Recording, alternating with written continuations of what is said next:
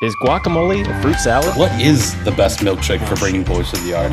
Ostriches are dinosaurs. Don't piss off old people. New game. What do you mean it gives you Arby's mouth? Artisanal muck duck balls. I think they call that autofellatio. I want to high five a shark. Welcome to Bar Banter. Relax, have a drink with us as we debate the most controversial topics in the world today. On today's podcast, we create a new Disney princess or prince. We determine what is the best Nintendo 64 game that's not a Mario game. And lastly, the Earth is under attack. What three athletes would be best to help defend the planet? But first, we have a guest tonight, Geoff Jones of the Geoff Jones Makes It Better podcast. How are you doing? Tell me what you're drinking, and tell us a little bit about your podcast. Hi, Travis. Hi, guys. So I am currently on a vodka with a nip of Coke. So Geoff Jones and Friends Make It Better. Essentially, I have a new guest on every week or 2 weeks. Travis, you've been on. What? What? I know, crossover. Biggest crossover since Endgame. Damn straight. Where people come on and they talk about life's little annoyances, whether it's missing socks, shyness, the inability for people just to talk and sort out their issues, to Marvel movies. But the only problem is they have to make it better at the end of it. So they can come on, moan all you like, but you've got to have a way at the end to make it better. It's a bit of cathartism. Everyone likes to moan, but no one ever really wants to make anything better. And that's what it's all about. Amen. I would like to know, Drew, what are you drinking? I'm taking it back to a little bit of my roots. It's a Topo Chico seltzer.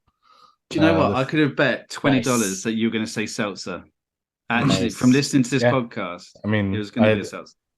We're all pretty much creatures of habits, unless it's a special occasion. Yeah, I got a little mix pack, and I'm making my way through it. Richard, what are you drinking? As you mentioned, we're all a creature of habits, so I'm continuing my Long Island iced tea adventure. Ben, what are you drinking over there? I am drinking a lovely little present left over in my fridge from one Drew Mullis, a little Gate City Copperhead. I've got 4 left, and I plan to crush them all during this podcast. Hell yeah. Travis, what are you drinking tonight? I went to Mexican tonight and had a margarita, so I figured I'm just going to make a bunch of margaritas. A picture of margarita. Well done. Nice. And it may or may not have the citrus monster in it, too, to give me a little extra boost, because why not 2023? That's right. Why not? Why not? That's a throwback. I get the reference. There you All go. right, easy, Geoff. You don't have to do the accent anymore. We get it. You're from England. You don't have to convince us. I was thinking about, because seeing as I'm on with Chad, Brad, and Tad and Travis, that I could just go all out American. Nice. I love it. I mean, that's pretty accurate at the end of the day. You're going to hate me by the end of this. Just say. I doubt it. Unlikely. Probably going to love you even more. Jenny think you're the best man in our next wedding. Definitely at least getting an invite. That's right. Speaking of royalty. There you go. Oh, look at that. Don't take my segues. Travis's face. Don't do that. In the same way that I'm sabotaging the intros, Rick is going to start sabotaging the segue. Ben's already tried that. I stopped. You started yelling at me. No, don't stop. Trying to guess when he does the intro. And we've all got to take. I had this whole thing planned forever. about how my drink would have tasted better with Crown. And speaking of crowns, we're going to create a new Disney. I hate it. It's so bad, but I need this. It's the only reason why I do this, guys. I need He's this. gonna leave us in the middle of the podcast. He's like, it's not worth it. I'll be right back, guys. And then all of a sudden, you just see me stab Rick in the back of the head. Guys, Disney princesses and/or prince. Let's come up with our own Disney prince, princess, and we pick what's going to be the next one. Geoff, I think you said you wanted to go first on this one. Well, I do only because I was given a brief and I stuck to the brief, and everyone else just seems to have gone complete maverick on it. Yep. Hashtag It's a good movie. Hashtag America. Hashtag do what you want. Right. So I've got Princess Jeffrina of Hogland. Okay. And so to give you a kind of a picture of what Jeffrina looks like, it's kind of tall, but not too tall. Slightly overweight, certainly more than you would. You kind of like if you imagine someone, a Disney princess who's about like 6 months pregnant, like they've got that little bit of bulge on them. But that's not because they're pregnant, because they're a professional competitive eater. Yes. So they go eat the hot dogs, all the kind of the big competitive foods, the man versus food kind of situation. Overly sarcastic, probably drinks too much, loves just laying on sofas, but not like the Sleeping Beauty, like laying down where they just sleep for 100 years, just like can't be bothered. Right. So just lays down. And hairier than you'd expect for a princess, but everyone's okay with it. Everyone's okay with it. You know, it's like, tamed. It's groomed. It's like, do you know what? It's you, and we're okay with it. Yep. And I feel like it's very 2023. It's all inclusive, and you know what? It's someone whose name's Jeffrina, so they don't really stand a chance anyway. It just dawned on me where the name came from, and I appreciate it. Nice. Thank you for catching up. Yeah, sorry, I'm behind. Oh, I'm on Internet Explorer. Can I hop on after that one? Can I get on after that? Go for it. So, in the spirit of what we got going on here, I think that I kind of picked, self-admittedly, I struggled with this topic originally, and then I've decided instead of for the lulls, I'm going for the groans. And again, I went with a movie that I wanted to see, and so I was thinking about Wreck-It Ralph. You know how it was like the video games, and they brought on all like the video game characters in it to fully let you appreciate what I'm going for here. I'm going to read you an opening paragraph here of the movie that I envision. So there once was a kingdom that had a white castle, and the castle was ruled by the Burger King and his wife, Queen of Dairy. And in the highest tower, just below the Taco Bell, lived a forgotten girl, Wendy. And Wendy, often overlooked by the king and queen of the castle, spends most nights gazing out the window at Crystal, the largest star in the sky. Her favorite item was the enchanted Jack-in-the-Box that was left to her by her Auntie Anne. The few times Wendy was able to go in and out of the castle, she ventured down to the Boston market and sought out Papa John, who would tell her stories of the Little Caesars that lived in the hills. And to gain control of the Caesars, one would have to venture to Pizza Hut and defeat the Einstein brothers in a game of dominoes. And Wendy, seeking a better life, goes on a quest to rally the Little Caesars and gain other companions in return to take the White Castle for herself. So essentially, I want a Disney movie that's nothing of fast food references, and I want it packed the entire time. Go. Pack like a sack. Yes, a sack full. Like a sack full. Nice. Yes, that's all I want. Good job, If you can count how many fast food references were included, bonus points to you. But that's what I want. I want the fast food princess documentary. Just a taco 12 pack of. I love that. That was beautiful. I'm inspired. Instantly envisioning some kind of Cheech and Chong female version where a couple of stoner chicks are just going around. I love it. I'll jump out there. So I too went Rick's route, and I went maybe a little bit more serious than for the lulls. And I started thinking, and some of you may have seen this meme or whatever on the internet, but Pixar, Disney follows a very kind of similar format. It's the what if toys had emotions? What if cars had emotions? What if video games had emotions? What if emotions had emotions? I asked the question, what if art had emotions? What hasn't Disney done? Okay. Right? What can I Geoff is broken right now. But what if art or 2D objects had emotions? And so I came up with Princess Doodle The A. Emoji Movie. Close, but not really. That's not a princess movie. Harry And that's Potter. just Actually, yeah, there's a right. princess in. But that's not Disney. So Okay. Fair right. enough. Yeah. So my new princess is Princess Doodle. She's the first stick figure princess drawn by Margaret when she was like 6. She's sassy, she's arrogant, but very naive. She has ruled over her art notebook realm for years, but she's become bored with her simply drawn kingdom and struggles to find a way to explore the new world or the real world.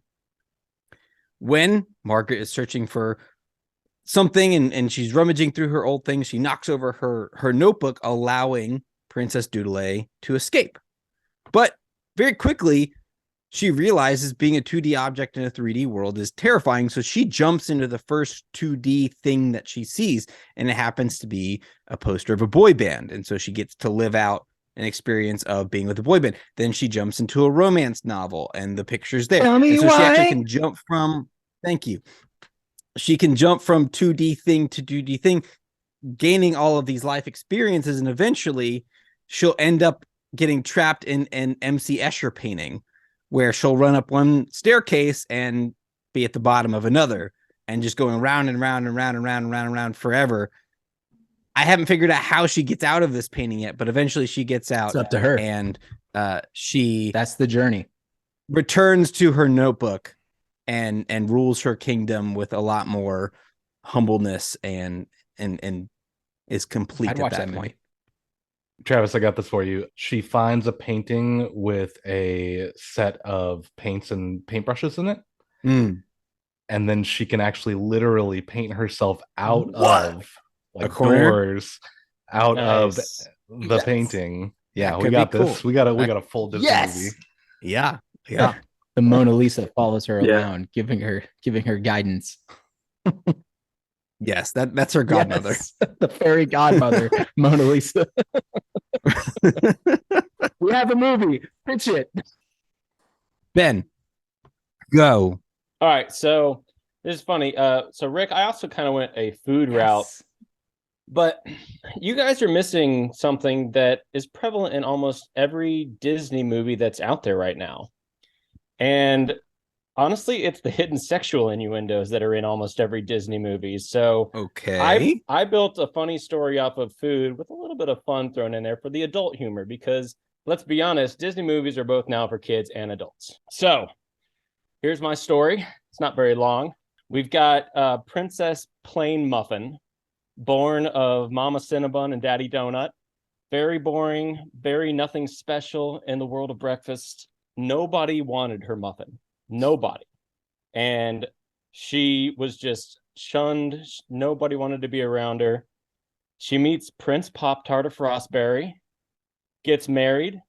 They consummate their marriage. He shares his frosting all over her all the time. And then they end up having a dozen mini frosted muffin kids. The end. There's your sexual innuendo. There's your fun Princess Plain Muffin. Ben, I'm gonna send you a link on the porno that you just described. What is that, rule 52? Damn, I didn't do that. Ben, sir.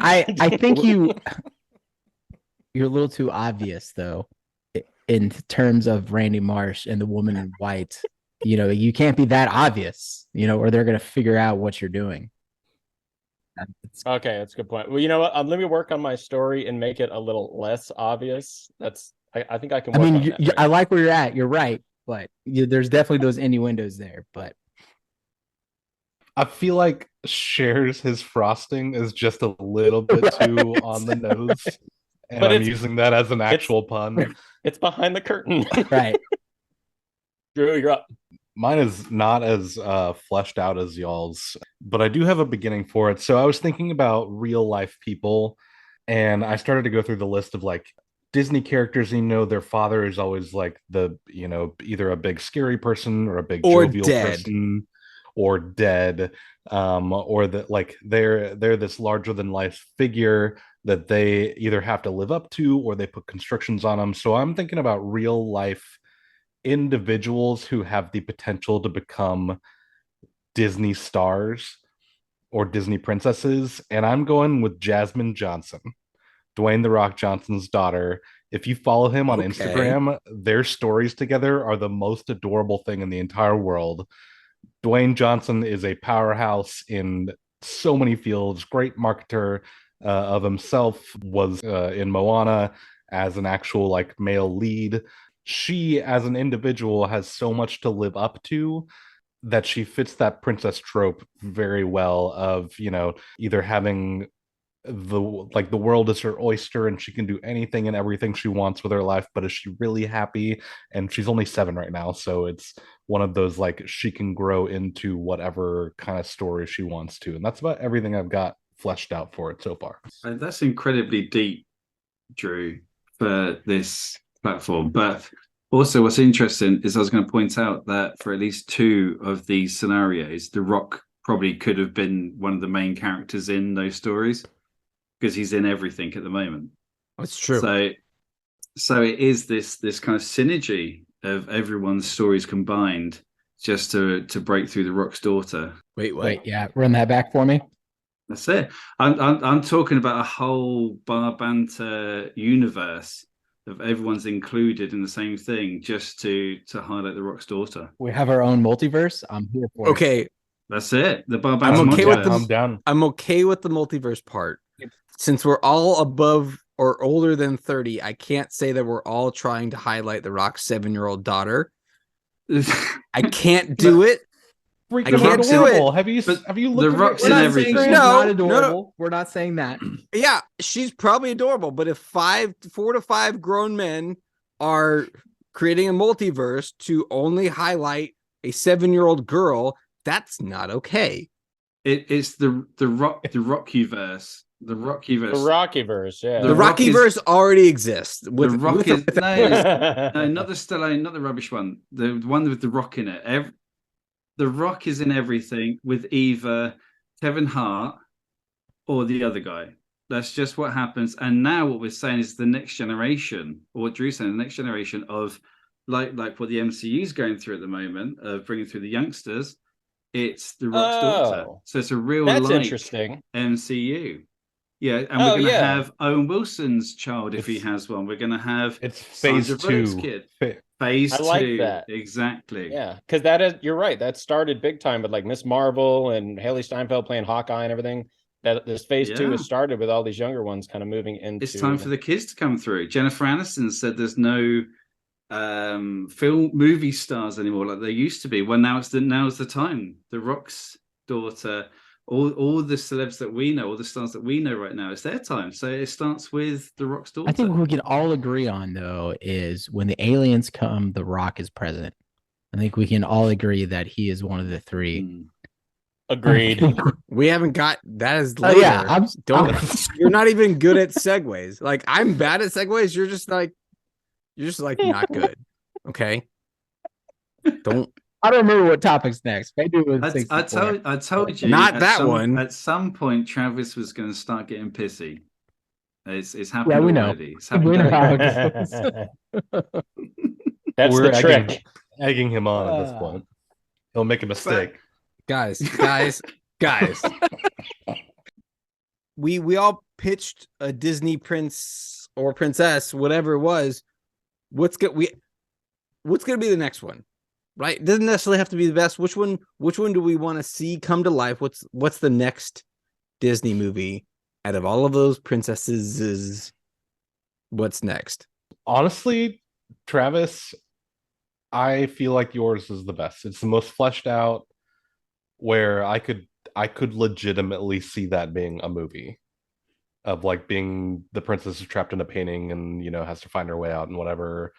So I would cast my vote for that one because I think we did a lot of this for the lulz, but if I'm actually looking at that and somebody put that script in front of me fleshed out, I'm here for that. Yeah, it was interesting, Travis. You actually put some real thought into actually creating something that could actually happen.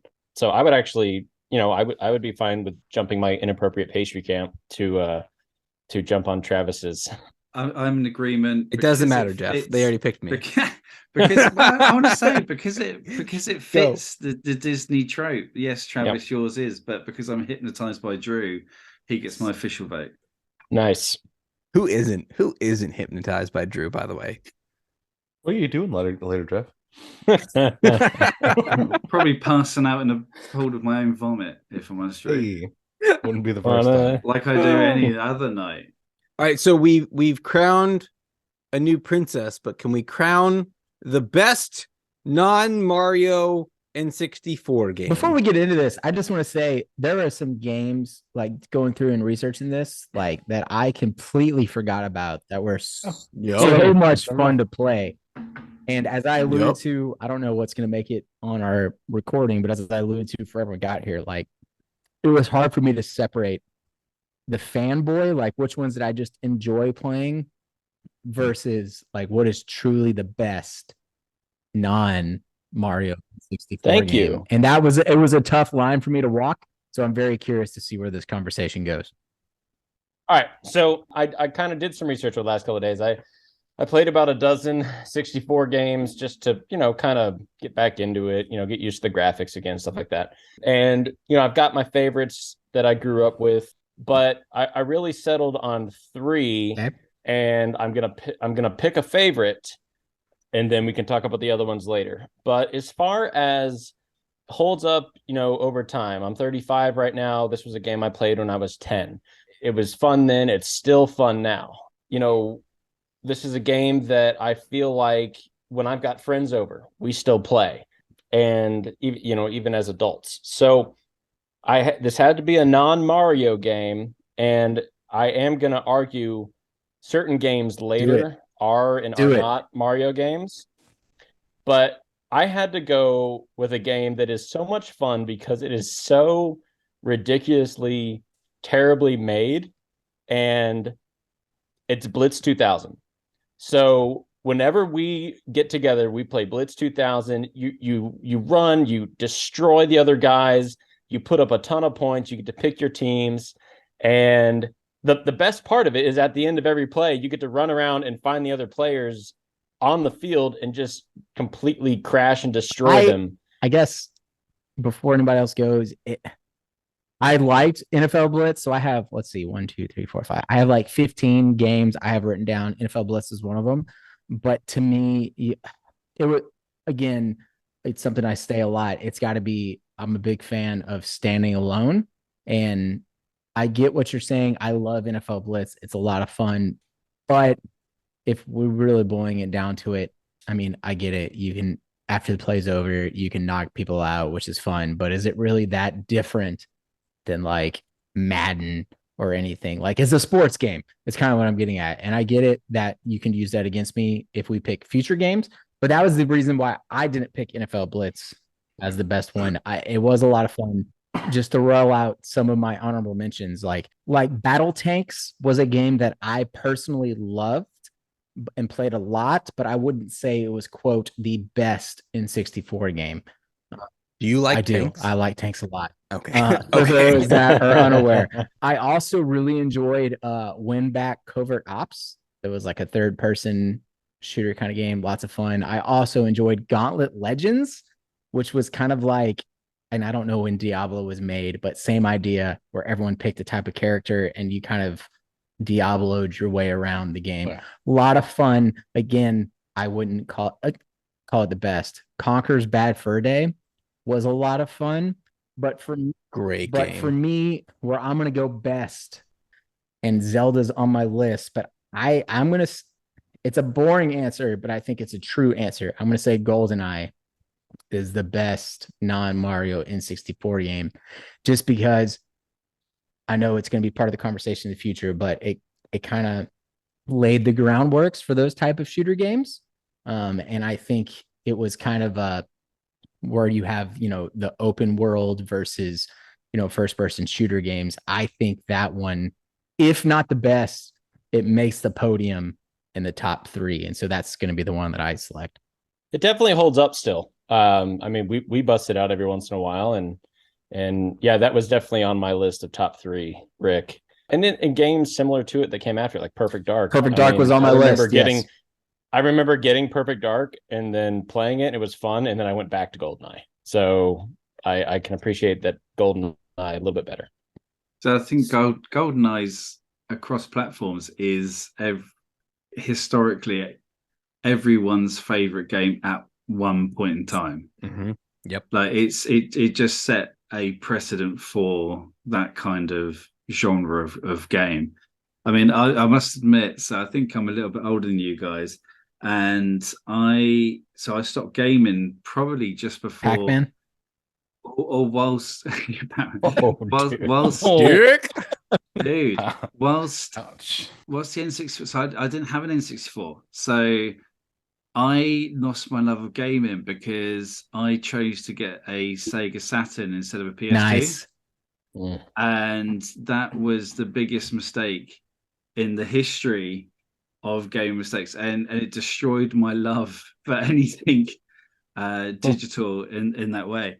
But looking at N64 games, and I know you guys have all gone for what is classed, the best game for an N64, but I've gone on purely emotion.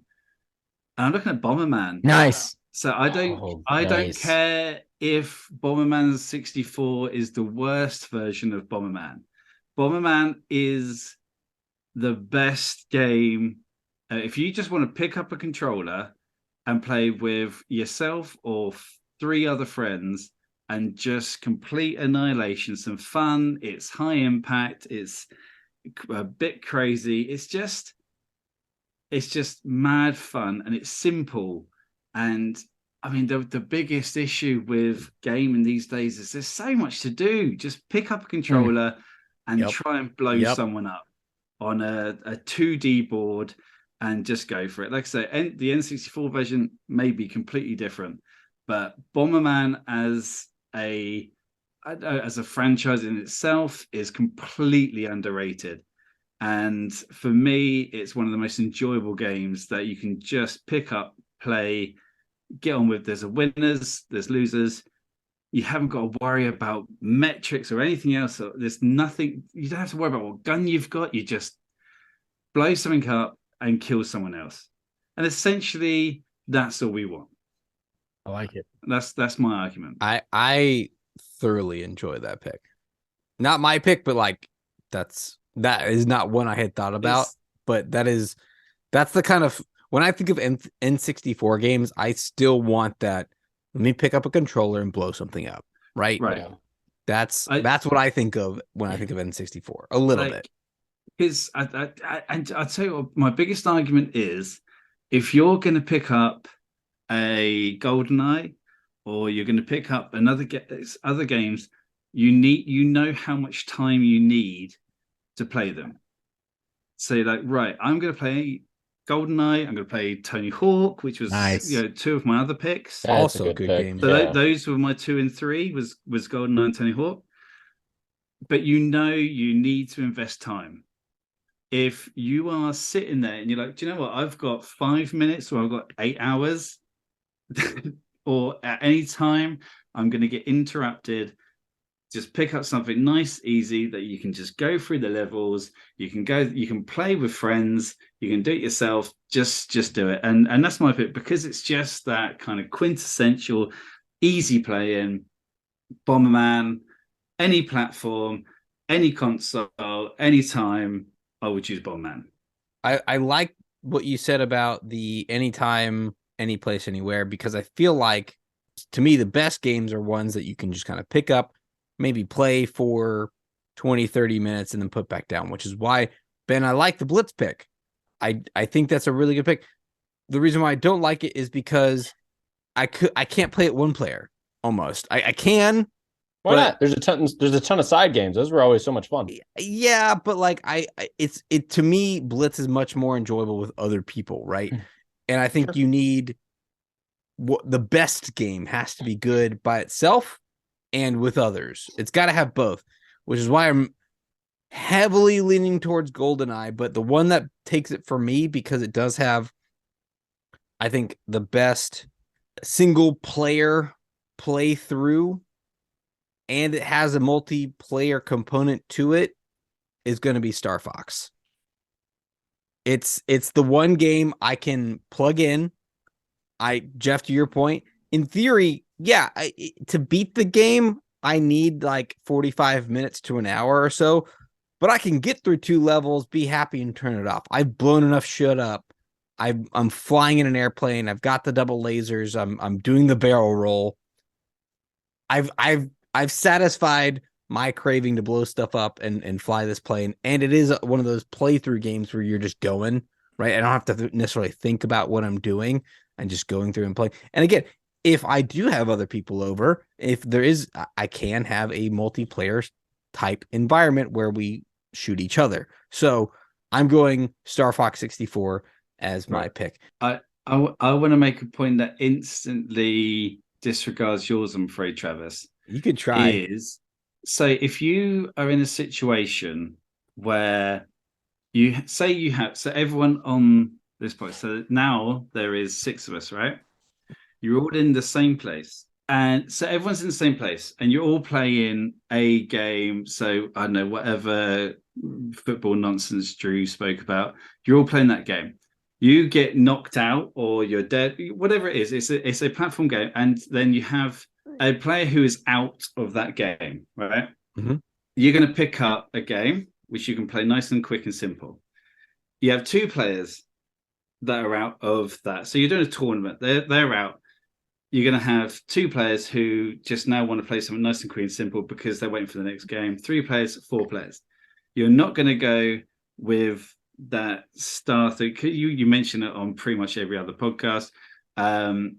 You're going to go for something like Bomberman, which you can pick up, play, and then as soon as it's time for you to go for the generic version of, or the generic game everyone else is playing, you go back into that. Bomberman should be everyone's first choice as an alternative to a big event game. And that's what makes it the best game. I feel like you just outed yourself I gotta argue that a little bit, because it's you just said, here's the big event game, and here's the game I'm going to play on the side while I'm waiting for the game I actually want to play. Because everyone else thinks they're cool by playing the big event game. No. Be good at it. Yeah, that's no. See, I'm playing for the underdog, Travis. That's what I'm doing. I'm playing for the underdog. What I'm understanding is America. Jeff, is it fair to say convenience factor? Is that fair to say? Convenience. And the reason why I'm going to argue against it is because don't no one just don't argue. Is because if I'm going convenience factor, like if I need like a quick fix, like I'm going, and I wish I could remember the game. I'm going solitaire. I'm going the computer game where I use the mouse. Using the mouse to trap the cats and turn to cheese, or I'm going to addicting games. Like if I'm going convenience, that's where I'm going. But if I'm playing N64, I have at least a 30-minute whatever window kind of thing. Or even if I don't, like I'm expecting that. Like I'm not going to turn it on and play a 5-second. I don't know. I don't remember how long Bomberman takes. So don't at me with that. But that's my only counter with that. I get it and I appreciate it. But if we're saying the convenience factor factors into it, then can it be the best? It just because it's convenient? Like I can enjoy playing Gauntlet of Legends and get 3 minutes into it and not beat a level, but I still enjoyed killing people. That's my thought. You can play 30 minutes of Bomberman, defeat X amount of levels and have that enjoyment factor. And you can also play with friends. But I am happy, I want to make it out, I'm happy to concede that it's not going to be a popular choice or the most popular choice, because I'm not an N64, I wasn't an N64 guy. So I'll probably just go Drew because of his voice. I love it. But Drew, you need to go. Drew, you got to your pick turn something, now. Drew. Oh, okay. You guys have already made the pick for me. You can fuck up now, Drew. I'm not gonna lie. I'm ready for it.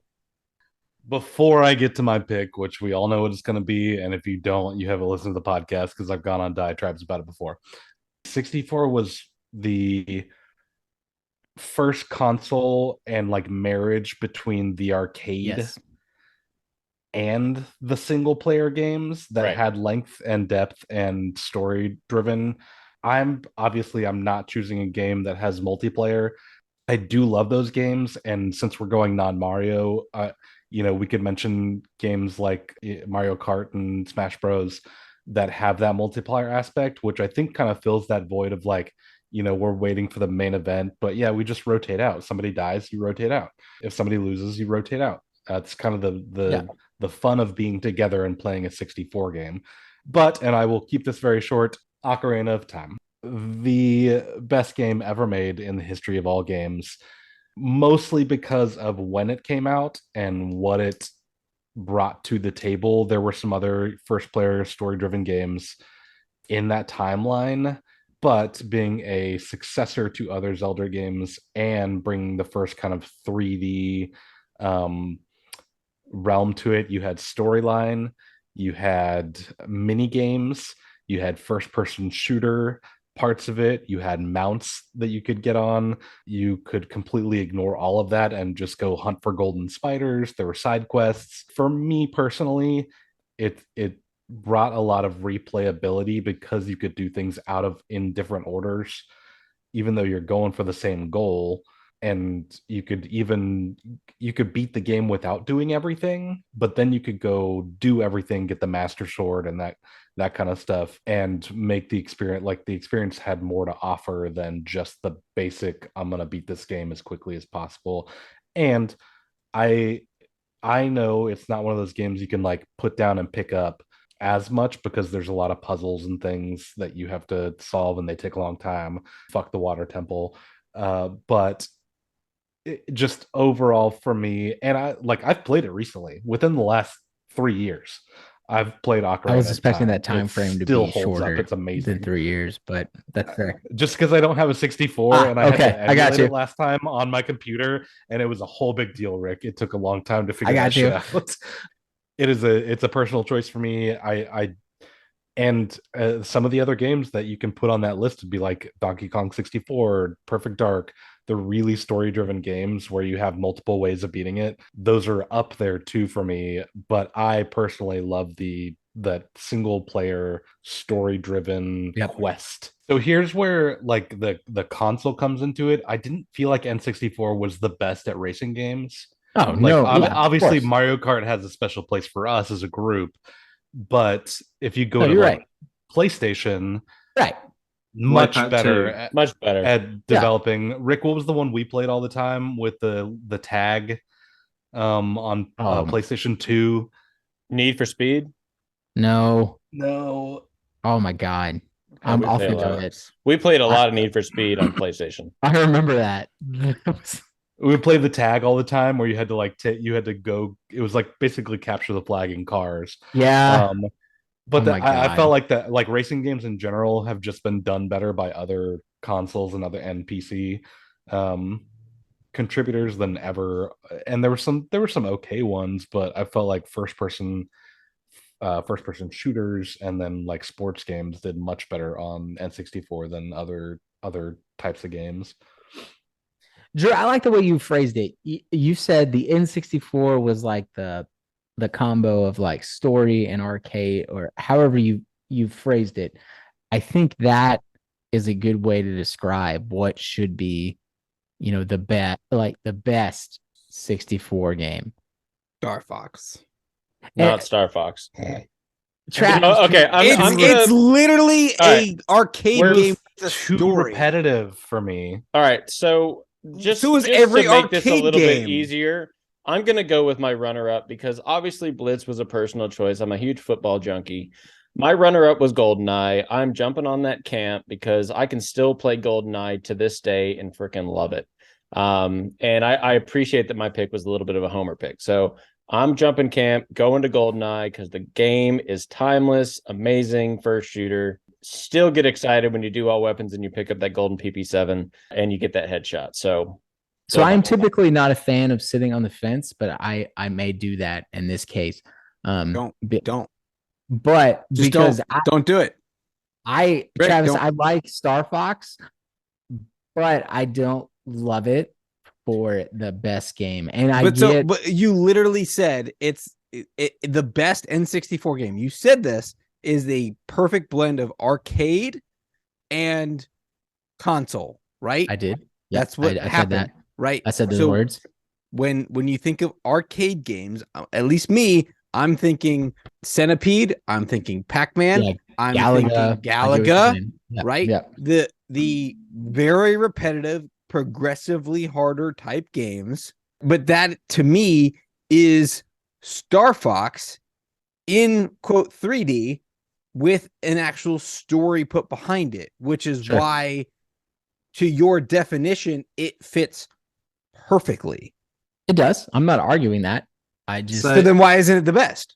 Well, because I'm arguing that I don't think it fits perfectly. I don't think I'll say it makes the podium, but I don't think it's the best. Go, Geoff.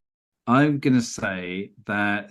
So again, I'm coming from a non-64 guy. So GoldenEye is my second pick anyway, because everyone knows GoldenEye is just an amazing game. So I think we all can agree GoldenEye is the second pick. That's fine. Yeah, it's fine. Star Fox, is it? So Travis, you just said when people think of Pac-Man and all these other games, most people would choose 20 other games that they can remember before they get to Star Fox. If they're talking about games in general, not just N64 games, just games in general. And I mean, I've personally never heard of it, but I'm not an N64 guy, and that's the obviously the topic of this. But if you are saying about games that are memorable, if everyone's got their favorite game, but GoldenEye, if it's not their first favorite, it's their second favorite. Yeah. Generally. And that's got to make it, because a lot of people will vote for their first favorite based on emotion and rhetoric and nostalgia, etc., etc., etc. And then they'll go say, but yeah, GoldenEye. That's actually a really good point, Geoff. You know? That's a great point. GoldenEye gets my vote. If we were doing superlatives, I had GoldenEye as my best multiplayer game for sure. Like, what was your second pick, Travis? Overall? GoldenEye. Point proven. To me, Star Fox makes the list, but it's not the best, because the best to me has to incorporate both the story and the multiplayer. That is the one argument I'm okay making GoldenEye the one, is because Star Fox takes it in terms of the story first player mode, but GoldenEye's multiplayer is so much better than pretty much, I don't want to say every multiplayer out there, but like a large majority. Yeah, it's consistently above everything. So I would say if GoldenEye makes it as number one, I'm okay with that. I had to make my argument. Geoff was so mad. At this. He just left. He just stormed off. He left. All right, so GoldenEye it is. I'm okay with it. Let's do it. That's fine. Yeah, I'm gonna go to the bar and get a drink. Go to the bar. Same. Today's episode is brought to you by Rocket Guitar Repair. Is your guitar beat up, dented, or is there dirt from the 70s still under the controls? Well, you're in luck. At Rocket Guitar Repair, Ray works on everything from acoustic and electric guitars to bass guitars, banjos, mandolins. If it has strings, Ray can fix it. With over 50 years playing, repairing, and building guitars, Rocket Guitar Repair can get your guitar repaired rocket quick. Call Rocket Guitar Repair at 678-400-3062 or visit rocketguitarrepair.com. Guys, the Earth is under attack. Aliens are here. they're threatening our livelihoods, our way of life, and we need to pick 3 athletes to help stop the alien invasion in whatever capacity that may be. Who has so we can go round robin like we normally do and share our 3 athletes, but I think at the end of the day we pick the top 3 athletes that are going to we'll combine them all to pick the top 3. I would like to go first if that's all right. Please It go is first, Travis. It is. It's not. It's It not is. all right. Yeah, It is all I'd right. also like to go first. I would like No, to it hear- doesn't matter. I I'm already want going to hear first. Travis. Can I I'm just already can I going jump first. out there and No, you can't. Drew, I'm already my first jumping. one? I've I'd already like to jumped. hear to- Travis. You Can I can't jump out speak, there because I'm already mid jump. I'm I'm the already guest, halfway down the so cliff. Can I Travis grab is you? going. No, I'm Mr. already Set. halfway down. No. No D&D rules. No, Drew. So my first pick would be Rick. The first No. one and should be on everyone's list because they have experience is Michael Jordan. Ah, so predictable. Right? I wanted to get that one out of the way. Why? Because he has experience with dealing with alien invasions. He's the only athlete that does. So Period, are we the saying end. LeBron James? Is Yeah, No, I was going to. no, that wasn't a documentary. Also, terrible. LeBron James Space Jam was the worst film It that's was ever not been good. made. It doesn't It was exist. not good. It's the worst. So Crystal Skull or the first. So Hulk I Hulk needed. movie. I didn't come up with the movie. It- I just asked the question. No, you're right. You're right. That's the right. the I LeBron needed- James version is the Star Fox of Space Jam That's films. you shut your whore mouth. You shut your whore mouth. You just earned yourself a permanent spot on the podcast. He's got to be on at 1:30 every Wednesday though. That's the problem. He's has We're to gonna- take off Thursdays. Just We're take gonna off put you in, Thursdays. we're gonna every put you day. in charge of segues. No. All right, so I've got my liaison. I've got my subject matter expert in Michael Jordan.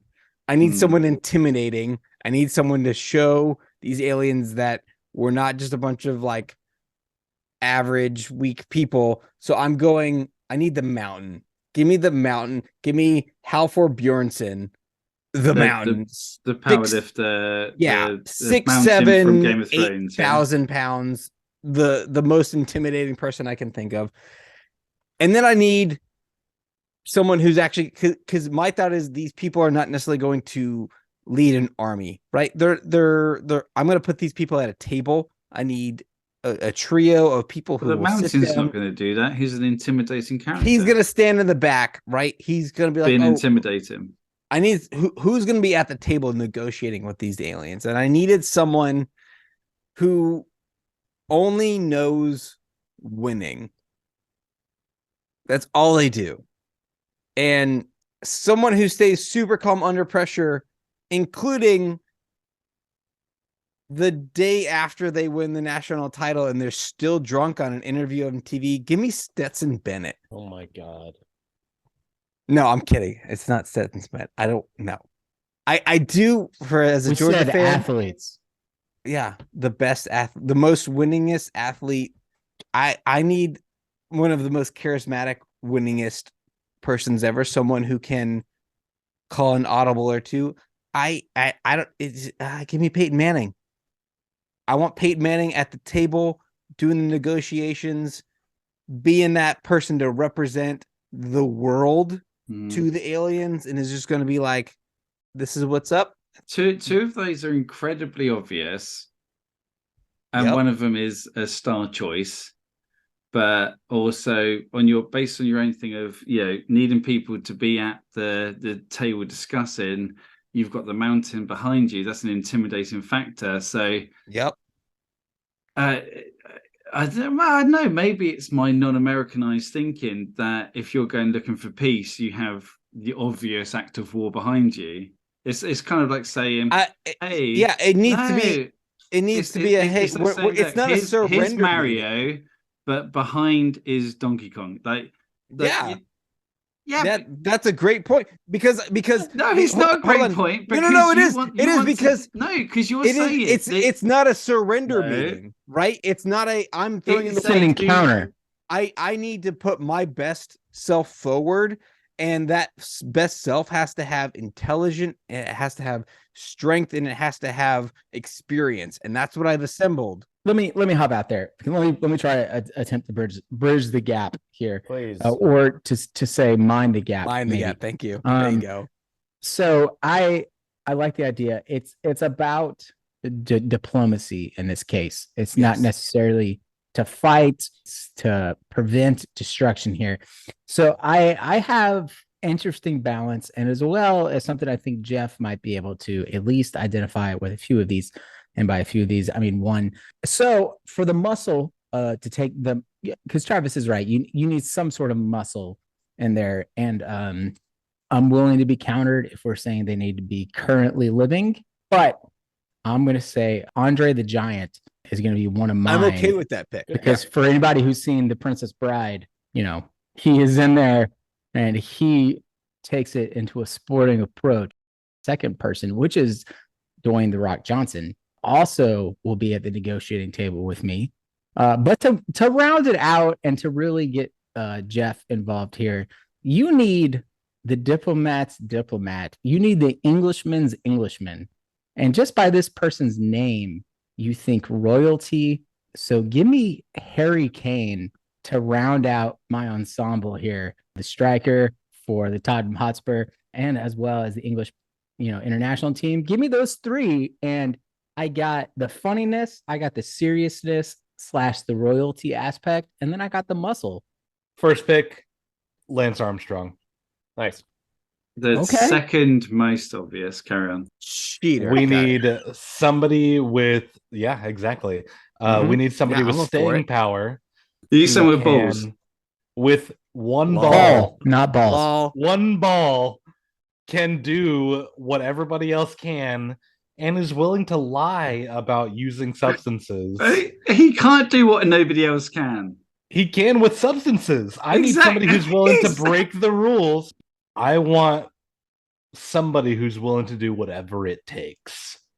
And if that missing testicle throws you off your balance and you need to take drugs to combat that and then lie about it for years, it's that person I want at my table. Drew, how does he introduce himself to the aliens? Like, what gives him the gravitas? The Live Strong bracelet. He gives them bracelets as Lance they Armstrong, come to the table. You've got your people. He says, "I'm Lance Armstrong," and give his credentials. I'm only half a man. Uniball extraordinaire. So he's half alien at this point. Uniball extraordinaire. All right, so who you got after Lance? So I too had Dwayne The Rock Johnson just because of the beautiful man that he is. I don't think we need to go much further on that one. And then last but not least, I'm gonna go Arnold Schwarzenegger. Nice. He's been in a position of power. He has the body of a god, and he's multinational. So he can really bridge that gap between, alien relations and people bringing something new to the table, but still representing the world as a whole. So, Drew, you've essentially gone drug doping, steroids. Yeah, 100%. Yeah, okay. The aliens won't know. I don't think the drugs are a bad thing in this. Before we go on to the next ones, my two backups were Wayne Gretzky. Because if we really do get into a fight, I need somebody who can just, hit the pucks at him. And then Jose Canseco, because motherfucker's crazy. And we need somebody, he's like the Danny Trejo of sports for me. And we just need, again, also Wayne Gretzky, not so much, but Jose Canseco, doper. So I'm going to throw my picks out there. I went kind of a offensive, defensive, and leader strategy. We got three people. So let's start with defense. I went to Dikembe Mutombo, giant, huge, one of the best defenders in NBA history. No. He's going to tell his aliens, no. You cannot shoot at me. You cannot attack my planet. And then for offense, I went Fran Stelanoskevich Davidovinsky, the amazing dodgeball champion from Romanovia who played on the Globogym team, literally killed a guy with a dodgeball. Talk about your attack. Like, I mean, nobody's going to. And then third, I need my leader. Now, I want my leader to be smart. I want my leader to be proven. Travis, you talked about Peyton Manning. Some other people talked about some other ones. I want my leader to be able to convince anybody anything, whether it's true or not. So I went with an NFL player, the bearded one, Ryan Fitzpatrick. Started for 9 NFL teams, was only really good to start for maybe 3, and he started for 9. He played 1-2 good games, and he was 17 years in the NFL as a rotating starter. Dude, not only did he earn the bearded one and did everybody love the fact that he was in the NFL for 17 years, but he was not a great player, yet he still started for teams. He was able to convince these multi-billion-dollar franchises that he deserved to start in the NFL. Trust me, he started for my team. I want him leading. Also, an Ivy League grad. Thank you. One of like only 20. Yeah, he was actually on my list. I didn't mention him, but yeah, Ivy the League bearded grad one. with like some of the highest scores on tests that you can have. Just a ridiculously smart, intelligent person. Those are my 3. Rick, you have your hand up. I just want to clarify. So we're trying to impress the aliens with mediocrity. Is your pitch? No, he's my leader, man. He's the negotiator. No, I heard what you said. Makes the smart decisions. I heard the words you said. But my question is mediocrity has nothing to do with it. You want to impress the aliens with our mediocrity? Rick, he's the one who can. I don't think the Ken Membatumbo standing behind me is mediocrity. Regardless of his single skill, out one person based off. He's the one, regardless of the skill, that can talk his way into or out of any situation. Whoever your last guy was, that I have no idea who it was. Essentially, he's got a good agent. Right. Thank you. So you it's want his person, agent. It's You want his agent on your team, not him. Right. We agree with that. Agents don't make players play. They get them on teams, and the players make them play. Right. But you agree he hasn't played. You said he's the journeyman. He did play. He started for 9 teams. Not because of his fault. No, bullshit. Most than any other NFL player in the entire history of the NFL. No other player on quarterback has ever started for 9 teams, ever. So, Geoff, you don't know Ryan Fitzpatrick. That's fine. Any professional sport out there, if you don't have the skill, are you going to end up as a starter on a team? Say somebody. Yes. Yes, you are. Somebody goes down. Is he the number 1 pick starter? No, he's never. The second pick that happened to start but he was the second pick because of circumstances for a handful of teams. He's for half the golden eye of Yes. Yes, I love it. He's been waiting all night for that. That's great. I will take that. Ryan Fitzpatrick is the golden eye of NFL. I love it. And I will not accept that. All right, Geoff. I want to know your picks, Geoff. Go, Geoff. Come on, Geoff. See, I'm happy to be torn apart because I have gone against the grain of the US contingent, believe it or not, and I've gone for a diplomatic and quite passive. Such a British take. It is. It's not all out war, Travis. Believe it or not. I heard. He's gonna be a chess player. Not everything needs to be. My dad's bigger than your dad. So, first pick, but he is. First pick, Usain Bolt. Nice. He's got charm, charisma. They'll love his arm thing that he does, if they have arms, obviously. He's universally loved, and he will sit with them, talk with them, and they'll love him, right? They're just. It's true. Who name me one person on the planet that doesn't have some agenda who doesn't love Usain Bolt? Well, they're not on the planet, but I get your point. Right? Yeah. But he's universally loved generally by people. Next up, Serena Williams shows determination and drive. So I'm looking at this from a point of why the Earth should be saved, right? Serena Williams overcomes adversity, illness. If the aliens eat their siblings, then they will respect her because her relationship with Venus, where she basically destroyed Venus. Yeah, exactly. So they've got that relationship, that kind of common ground, right? Her dad is Will Smith. And right now, I know this isn't within the rules, but I do have a flip up for my third choice. Go for it. Dennis Rodman, because he's probably one of them. I had Dennis Rodman. I had Dennis Rodman on my list because he's probably an alien. Because he's probably one of them.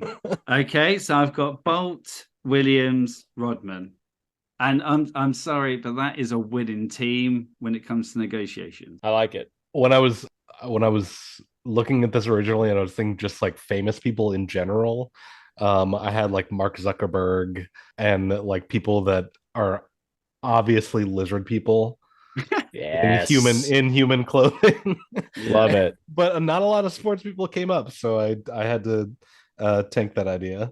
So for podcast purposes and our listeners' purposes, the lists of people, the athletes that we've put forward, we've got Michael Jordan, we've got Peyton Manning, and we've got Hafthor Bjornsson from me. Geoff, you said Dennis Rodman, Usain Bolt, and Serena Williams. Ben, you said Mutombo, Franz, the guy from Dodgeball, because I can't pronounce the full name, and Ryan Fitzpatrick. Ricky said, girl, you're right. It was a girl. Thank you. Ricky said Harry Kane, Dwayne Johnson, and Andre the Giant. Drew, you said Dwayne The Rock Johnson, Arnold Schwarzenegger, and Lance Armstrong. That is the recap of all of the people. That is the pool of 15, 14 people, whatever, that we have to choose from to pick the best three. Go. Give me Lance Armstrong, Dwayne The Rock Johnson, and Dennis Rodman. That's fine. That's gonna be my vote. That's fine. I would second Rick on that and sub out Dennis Rodman for Usain Bolt. Okay. Just because I want someone a little more temperamental, or not more temperate. Sorry. I don't like the Dwayne Johnson pick because I just think he's I don't want to say he's a one-trick pony, but he's kind of like a one-trick pony. Like, I understand. He was my diplomacy pick for me, which is why I picked him. Like, he was kind of the chameleon. He could be funny, but he could also be muscle. But I'm not opposed to him not being picked. That was just why I picked him. Like if I'm picking muscle, I'm going back to my guy, the mountain, right? Yeah. The 6'7". Yeah, I get it. Yeah, but he's all muscle, and he's not right. I'm just feeling. I guess I'm just feeling that one role because I don't think Dwayne's going to be at the table. I don't think Dwayne's going to be. Sure, I think of Dwayne as the muscle. Funny, like tension diffuser / could also. But I think you can get that from Rodman.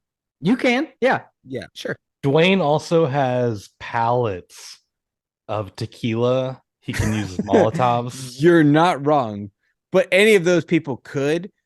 And if I had to pick my three, I'm going to go with two of mine, but I like Rodman. I like Hafthor, and I don't know how we don't have Michael Jordan in there as the only one with the only athlete with experience with aliens, as per the documentary. Yes, of Space Jam. But then Rodman also has experience. Right. You don't need experience with aliens dictatorship in because North Korea. Rodman isn't. You're right. Okay, you're right. I hadn't thought of that, and that is, you're correct. All right, so of the 14, let's get rid of some of them. So yeah. So I know I'm going to abandon my camp. If I was going to pick one to keep, I'm going to pick Mutombo, but as a defender. But I will gladly pick Andre the Giant to sub in his place. I will pick Bolt for speed and charisma, and Rock as the overall offense with an extra little bit of charisma in there. So those are my three. And so, right, so I feel like we've got the Rock locked in. Based on the people in this and the votes he's gotten. God, Can I Rock's just say? in I just want to say one thing, No. and you guys can hate me for this forever. Okay. Overrated. I'm out. I'm don't sorry like to The hear Rock that. I'm sorry to hear that. I'm as leaving. much as everyone does. I think he's good. I don't think he's great, and I don't know why he keeps coming up in this podcast. Hang on, Travis, can you clarify you're talking about The Rock right now? Yeah, Thank you. Yes. good, not great. Here's where I'm at with The Rock. Not a great actor. Subpar at WWE. Amazing at being a Nothing. person who can manipulate the system and market himself as a brand. The Rock is very good at being The Rock. Yes. Yeah. I'm okay with that. I'm not mad at Dwayne. It's like it's boring. It's dumb. It's like, okay, fine. Put Dwayne in. So Dwayne's in. Harry Kane's out. I think Lance Armstrong was out. Ryan, Franz, and I'd say Matumbo's probably, maybe, not really. Manning is out. Serena Williams, I think, is out. All right, so I got 7. I narrowed it down from 14 to 7, and we just got to pick 3. We've got Andre the Giant, Dennis Rodman, Usain Bolt, The Mountain, Michael Jordan, Dwayne The Rock Johnson, and Arnold Schwarzenegger. Right. Schwarzenegger, Giant, Rodman. Rick, go. I'm okay with Jeff's vote. I think I'm okay. Also, if I have to pick 3, give me Rodman because we agree he's an alien, and I'm also convinced Schwarzenegger probably also an alien, and give me Bolt to round out my 3rd. So you're not putting Dwayne The Rock Johnson in there? I am okay with not having him in there. Okay. I will switch my Dwayne Nope, you already Johnson voted. vote to well, no, because Bolt was my choice anyway. I didn't think anyone else was going to go for it. So Yeah, that's fine. You can switch it back. I'm sticking it back in. Well, I don't. You didn't say Dwayne The Rock Johnson in your vote just now. I recorded it as Andre the Giant, Rodman, and Arnold Schwarzenegger. Oh, get rid of Schwarzenegger then. He's a pretentious prick.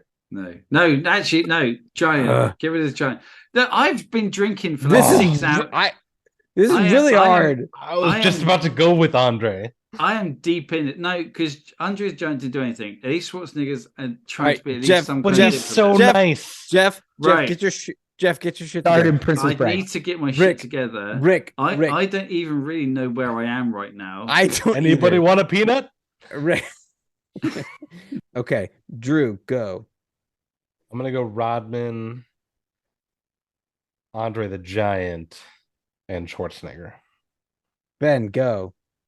Rodman, The Rock, and Andre the Giant. So because Jeff is gone, we're gonna make it 4 because there's a tie. 4 athletes to help us stop the alien invasion. We're gonna go Andre the Giant, Dennis Rodman, Usain Bolt, and Arnold Schwarzenegger. Going 4. Okay with that. That works. Great. Those are the 4. Guys, another fantastic episode. Big thanks to Jeff Jones from the Jeff Jones and Friends Make It Better podcast for joining us. We went long. We went super long. So like in previous episodes, stay tuned for part 2 next week where we do Last Call with Jeff. As always, follow us on the Twitter, the Instagram, the YouTube, Facebook, something like that. I don't know. Big things are going to be happening soon, and we're all very excited for it. So make sure you subscribe, like, or don't, because at the end of the day, this is our podcast, and you're just along for the ride.